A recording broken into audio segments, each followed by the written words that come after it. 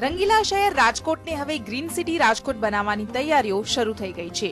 રાજકોટમાં 51,000 વૃક્ષો પહોંચ્યા અને દર વર્ષે 1 ઓગસ્ટના રોજ મહાપાલિકા દ્વારા ઘનિષ્ઠ વૃક્ષારોપણ કરવામાં આવે છે।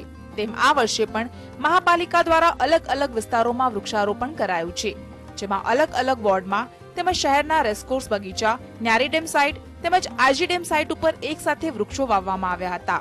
ખાસ તો વિદ્યાર્થીઓમાં વૃક્ષો વાવવાની જાગૃતિ આવે તે માટે તેમના હસ્તે પણ વૃક્ષારોપણ કરાયું હતું।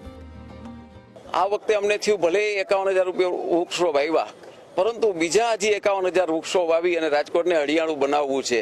તો એના ભાગરૂપે આજ 1 ઓગસ્ટે સમગ્ર રાજકોટમાં વૃક્ષારોપણનો કાર્યક્રમ રાખ્યો છે। વૃક્ષારોપણ સાથે ડિઝાઇનર બગીચા બનાવવાનો કોન્સેપ્ટ પણ અમલી બન્યો છે, જેના ભાગરૂપે ફાઇકર્સના વૃક્ષો વાવવામાં આવ્યા છે। વૃક્ષારોપણ સાથે જોડાયેલા વૃક્ષ પ્રેમીઓને વૃક્ષો વાવવા, તેનું જતન કરવા અને ઉછેરવાની જવાબદારી પણ સોંપવામાં આવી છે। પડધરી પાસે 1 લાખથી વધુ વૃક્ષો વાવી તેનો ઉછેર કરનાર સામાજિક સંસ્થાને તેની જવાબદારી સોંપવામાં આવી છે। રાજકોટમાં દિવાળી સુધીમાં 51,000 વૃક્ષો વાવી પિંજરા સાથે કમ્પ્લીટ કરી અને 5 વર્ષ સુધી એનું રક્ષણ, પાણી, દવા, ખાતર મળે એવું અમારું આયોજન છે।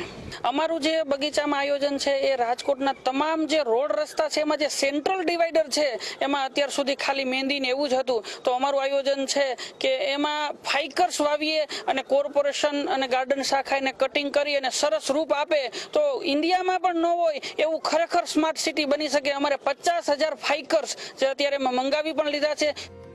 પૃથ્વીના વાતાવરણમાં દિવસે દિવસે કાર્બન ડાયોક્સાઇડ વધી રહ્યો છે।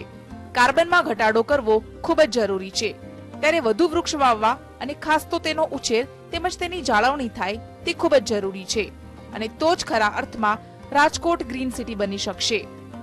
મયુર સોની, GSTV।